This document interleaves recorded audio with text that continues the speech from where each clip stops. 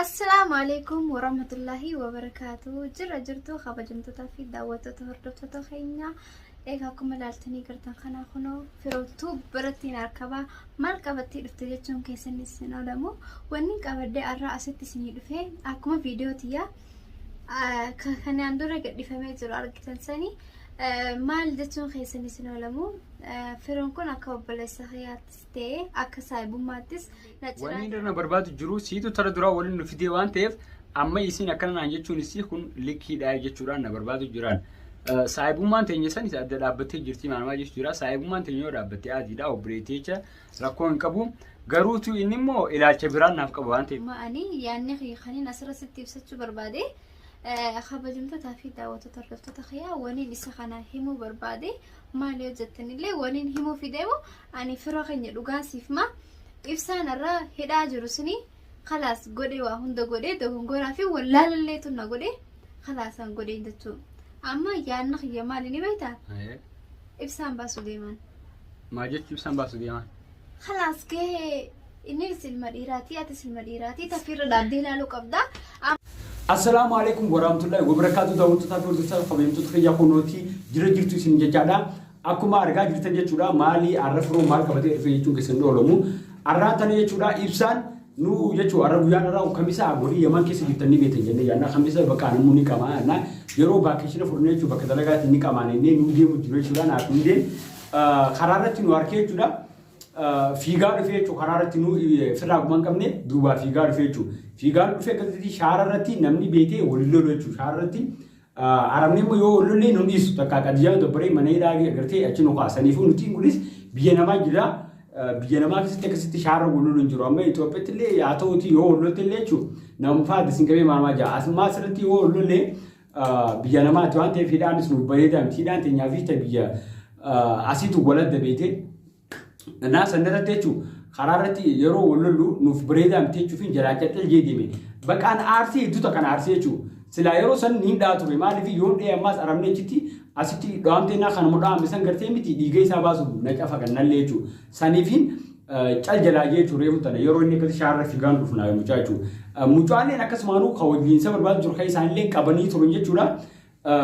Silaanidhaa ture garuu maaliif ani isa oowwaa inni ta'e yoo naaf inni waladda waan ta'eef addanuu qabu jiraachuu akkuma agartanitti addanuu qabu jiraachuu malee waan biraati miti.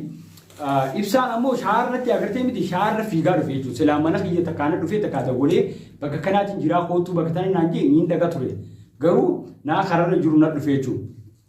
Maal jettee nuti amma akkuma argitanitti sooressaallee itti dhaqee ture jechuudha saat manatti yeroo itti dhaqusanii xiqqishoo yaa'ii godhanii walii fiiganii namni isaan beeku namni adda qabee jechuudha. Namni adda qabee sababa sanarratti deeme sooressaanis achi kee kute. Samboota nuti illee bakka gartee miti nama yeroo ani raajufaa bira ture achitti nallee qabsiisee jechuudha gaafa faaya qabsan nallee qabsiisee hundillee qabsiisee jechuudha cafeessaa ture meesii jechuudha agartee miti isaanii wajjin ta'ee isaa hojii isaa hibatee jechuudha isaan biraa dhufee maas innummaan itti ergee naqabu akka gartee bakka inni jiruuf maal jaanii itti himan innaa sanarratti sooressaan yoo akkuma sa'a bira dhufee jechuudha sa'a bira dhufee isaa ijoollee deemu jirutti isaa baqaara waa bitee manatti deemu jiru agaree jechuudha agaree qabee fide manatti yeroo mana qabee fide jechuudha bakka waan biraatiin miti san osoo hin ta'in jechuudha nutis akkasitti dilaslee cafeene gaafanni maaliif akkanatti deemtee maal jennaan isaan akkuma obbolumatti wayyaa jira maal jessan osoo hin ta'in sanboota gizee fuula kaameraa dhiifnee gaafannu jechuudha akkana naan jaanii abalus na ergee sanis na ergee bira dhaqiitii waan itti jiruu fi haalaata isaan hubadhu jaanii na erganii jee san irratti nuti agartee waan hunda gaafannee jechuudha qorannee ammaan tana dhiifnee jechuudha tumaallee irraa dhiifnee garuu inni ibsaan faana jechuudha ibsaa fi achumaa dhaatachuu jiran maaliif nuti akkanatti isin barbaannaa maalmaa jaanii dhaatachuu jiran sooressaan manatti itti dhagee yeroo san amma inni tokko yoo biyyeechuu hayyee namni takka waliin dhiisu agartee miti sani yaa'ii godhuun faayidaan qabdu agartee miti saniif cagganne sodaatee ta'u osoo hin ta'in deebitee ibsa har'aan tana shaarratti dhuftee jechuudha nu deemu jiru fiigaa dhuftee jechuudha silaa yeroo san takkaan sidee waasi godhe takkaati waan goote tabiraa ta'a jechuudha.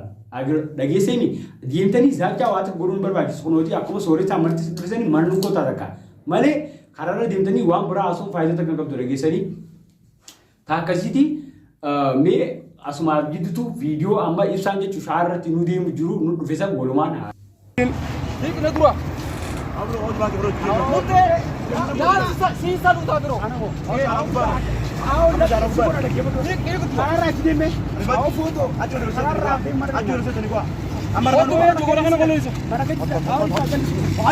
Kunooti akkuma argaa jirtan hojjetaa kabajjoota kiyya viidiyoon inni karaara nu dhufeessa sanaa jechuudha.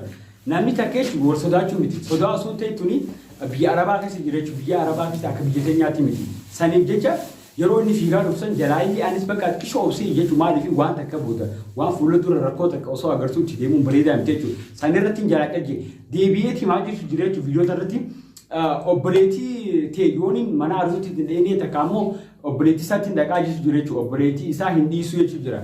Obboleettii dhimmi kiyyaa obboleettii walitti hin deemu. Laal dhageessee deemu dhimma kiyyaa fi obboleettii walitti hin deemu. Ati barbaadii qabdaanaan obboleettii maal gotaa qabda anuma kootu yoo akkas ta'anillee gartee mush hawaasa keessa guutuu keessi gujideemtoon ni qabee jechuudha. Saba saniif waan ta'eef jechuudha.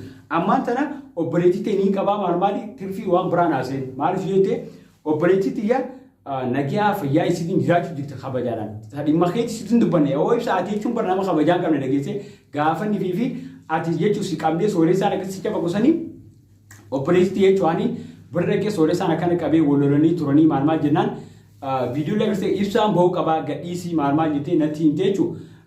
Akkasitti jechuudha baasinaan jettee turte sababa sanarratti hayyee jeenee dhagee waan obboleettii naan jettee dhagee jechuudha. Deebi'ee dhufee akkasitti sooressaadhaan baas jeen jechuudha. Waan qaamriin jireetti dabalee baas jeen sababa sanarratti si baase ati garuu kabajaa sun hundoo laatteetti ammaan tana yooniin ani obboleettii ta'e hin qabne maal jechuu jirta obboleettummaa tiyya dagartee silaa gaafaan ani sooressaan si qabisan gadhiisinaan jette jechuudha. Isuma san amma deebitee yooniin ani hin qabne maal jettee zaachaa waliin jirte jechuudha. Ati obboleettii kee qabdee jechuun lubbuu ta'e dhabdee jechuudha karaa gabaabaa siifin himaa dhageessee miti namni karaa irratti osoo hin ta'in manatti takka anakootuuti akkasiin naafeetti wal faana siifi warri ergamtoota akka hojiin deemtanis haa ta'u sa'aadillee abbaa fide jechuudha. Waliin kottaa manatti yoo barbaade kee qabaatan akkasumallee sooressaa yoo feetan mush bakka dalagaa fa dhuftanii rabshaan godina dhageessee miti amma garuu rakkoo qabu maal beekta bakka dalagaati gidi yeroo baane bakka namni takka wal nuun agarreetti arabni jirreetti kootaadha akkasitti nu wajji wal faamaa yoo feetan sanii achitti immoo akkuma jechuun haasoo jirtu sana osoo hin taane namni qaamaa wal bira dhufaa manatti kootaa yoo feetan dawwalaadha bakka feetanitti isinii dhufna jechuudha.